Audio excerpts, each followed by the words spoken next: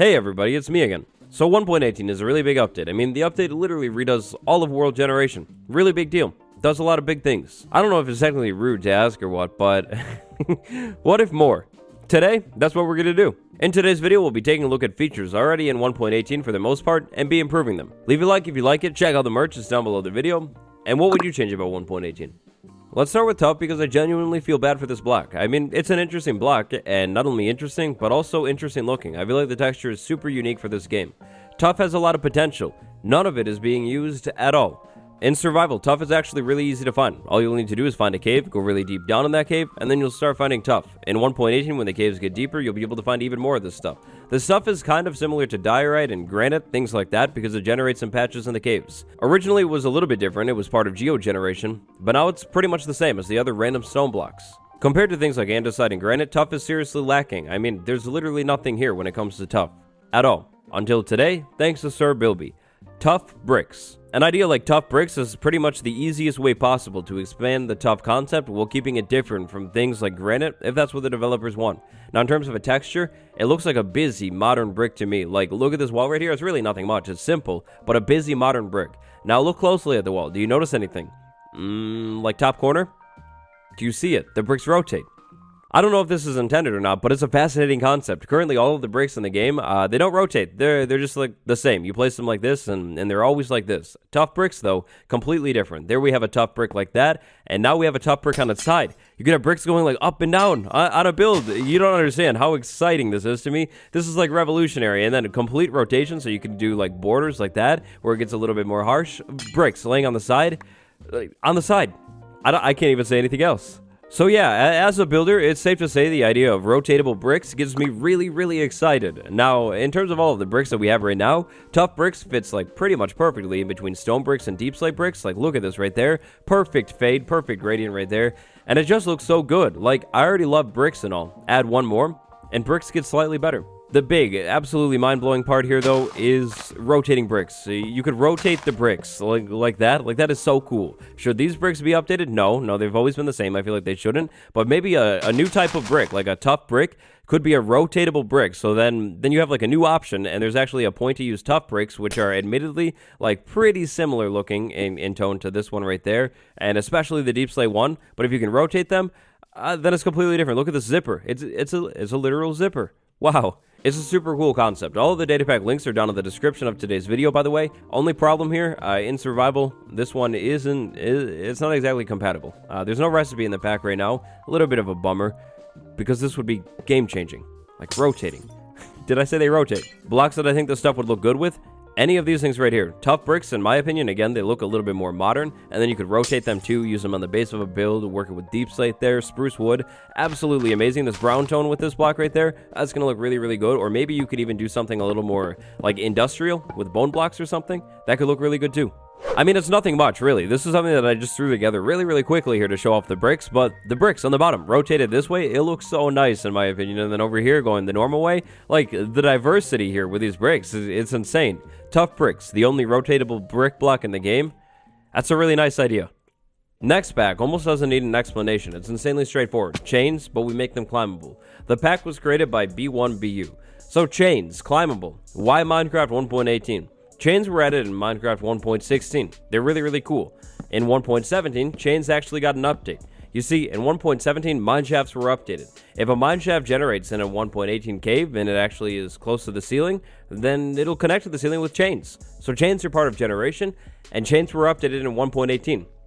See, I'm pretty sure the update happened in 1.17. Maybe it happened in 1.18. Either way, chains were updated recently. This is the perfect time, if ever, to actually update them again and make them climbable. Here we have a mineshaft. I took the fence out right there. I put a chain right there, and now I can walk up to the chain and climb it. And that's literally it. There's not much else to it here. But we'll go ahead and level that up a little bit. Chain climbable in the mineshaft. It is fun, but how about chain climbable inside of the cave system? Yeah, this is definitely at least a little bit more fun. Like, it's pretty cool. It's a small climb right here, but yeah, definitely cool. But actually, we can make that concept even better. So that climb was nice. It was fun. It was a struggle, but it was fun. But how about we expand the concept to like a big cave right here? So 1.18 drops. You're building the cave base. Of course, cave base for sure. So after you build a cave base, you set up a chain. This chain goes up and down. Also, of course, in between the layers of your base. So right here, this is one of the stopping spots. I climb the chain, jump off, and I'm on this floor. Then I place a couple of torches because that's the only point of this floor. Then I jump back up on the chain, and I keep climbing. The chain is climbable, and it is so cool. Like, name a better way to climb up and down inside of the cave system. I'll wait, it's impossible. And now we did it. We made it all the way up to the top. Thanks to the chain. No offense, but I personally feel it was a mistake on the developer's part to add the chains into Minecraft and not make them climbable. Like, how could you not make the chain climbable? That is the first thing that comes to my mind, other than hanging lanterns, when I think of the chain. The texture is, like, amazing, too. It's, like, perfect. Everything about the chain is so nice, other than the fact that you can't climb it. If you could climb the chain, everything will be changed. Yeah, I just realized that chain changed. It sounded like a pun, but trust me, it wasn't. The chain should be climbable in 1.18. It would be such a small addition, and everybody in the community, like literally everyone, would appreciate it. The next pack that we'll be taking a look at today was created by Detrixta. I like moss blocks. I mean, who doesn't? Moss blocks are really, really nice. You bone meal them, you get tons of cool plants. It's very nice. Of course, you could terraform with them. But maybe most importantly, it's grass. It's like lush, green, alive, thriving grass inside of the warm, dry biome.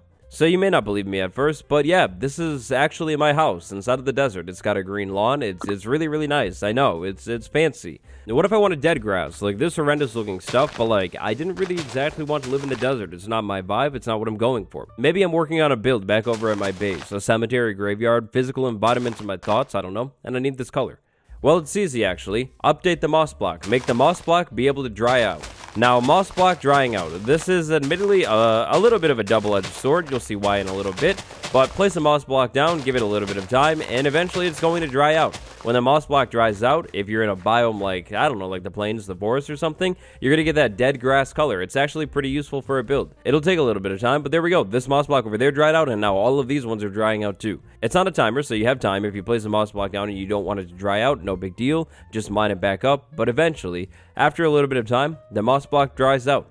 Then you have that dead grass color. See, the moss blocks are really cool for so many different things, but one of the best things about it, I think, is this lush alive color. Like, you always have this color in every single biome. At first, I thought it should maybe change with biomes, but I'm definitely glad the devs didn't make it do that.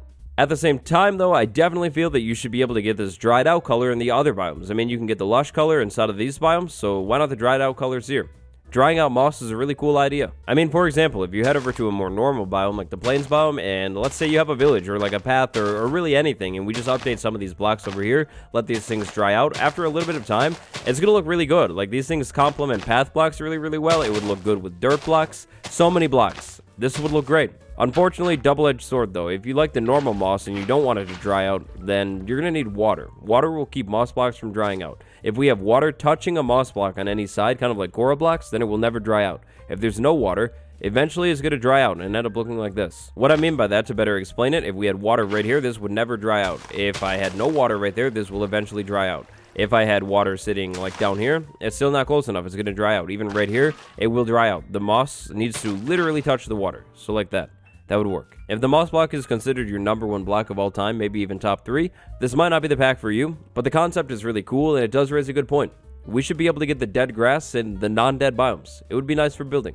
In Minecraft 1.17, the devs showed us that they're cool with updating item frames, adding a little bit more to them, making them a little bit more interesting. Glow item frames were added to the game in 1.17. In 1.18, it will be the perfect opportunity to finally add invisible item frames to survival. This will be a game changer in terms of decoration. The pack is by Francely. When it comes to invisible item frames and survival, there's a lot of ideas out there, tons of concepts as to how it should be done, what's the best way. In my opinion, this is the best way right here. In the crafting table, we have an item frame and a glass pane, a normal clear glass pane. Inside of the crafting table, just like that, then we get a brand new thing. Brand new thing is called the invisible item frame, and not very surprisingly, it is an invisible item frame. You place it down on the ground, you can see it, until you put something in it. Once you put something in it, it disappears. The idea of making the item frame visible until you put something into it, A1, top tier. It's perfect. That way you actually know where there's an invisible item frame and where there isn't an invisible item frame. It disappears once you put something in it because that's the point of the invisible item frame. Is it logical? No. But is a glow item frame logical? No. Like, you literally cover the item frame in some kind of strange glowing ink and all of a sudden it gives off light. Yeah, that's definitely really weird. But speaking of glow item frames, you could do it with the glow frames too. You could actually make an invisible glowing frame. So, invisible glowing frame right there on the ground. I put something in it, maybe this potion or something for decorating. I go ahead and turn the potion like that. Looks pretty cool. Maybe I add another one over here. This time I want, I don't know, this rock to glow, I guess. At nighttime, it's a little bit hard to tell with this torch over here, but these things are glowing. There's a little bit of light coming from that thing, a little bit of light coming from that, and no light coming from the sword at all, because it's not glowing at all.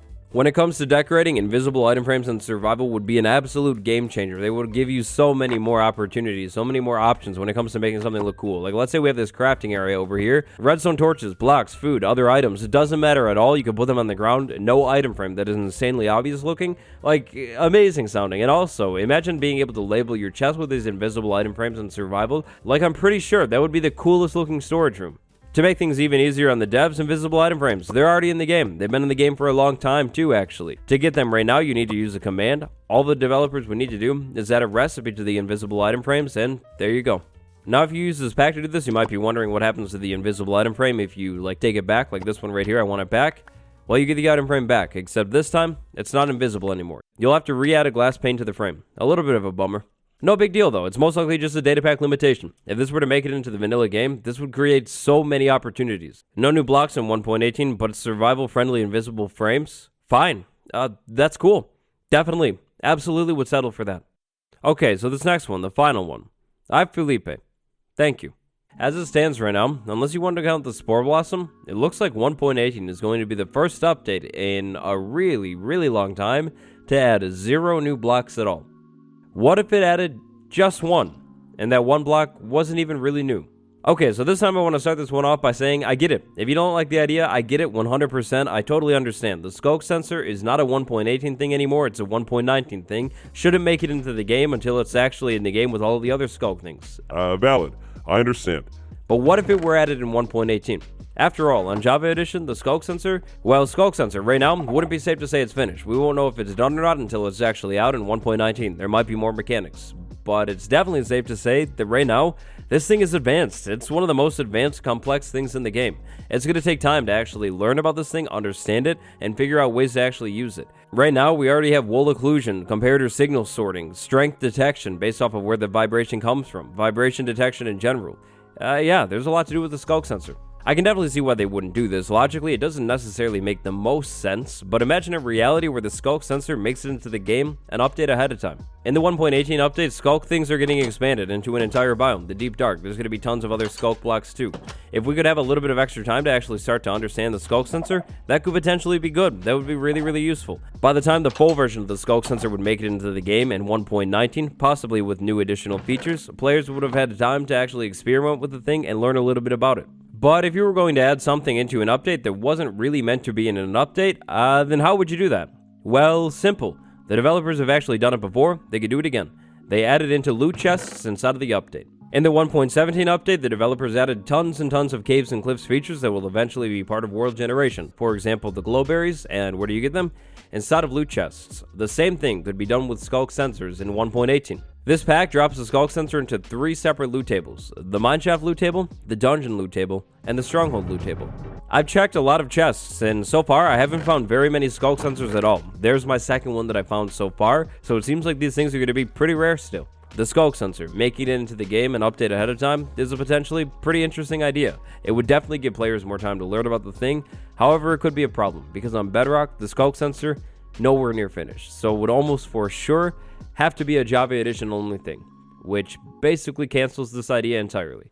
It's a cool concept though. Minecraft 1.18. If you were going to expand the update without expanding it, just changing something kind of already in the game, what would you change? With 1.18, there's a lot of potential here, all of the things that we looked at today, and other ideas that are pretty simple, like tough slabs and calcite slabs. Like, why don't those things exist? Anyways, that's going to do it for today's video. Thank you so much for watching. If you enjoyed it, leave a like. It really helps the videos out. Subscribe for more videos just like this all the time. On the end slide will be my data pack showcase playlist. Just check it out if you like the idea of modifying the game. It's been me, your boy. I'll see you in the next one. Goodbye.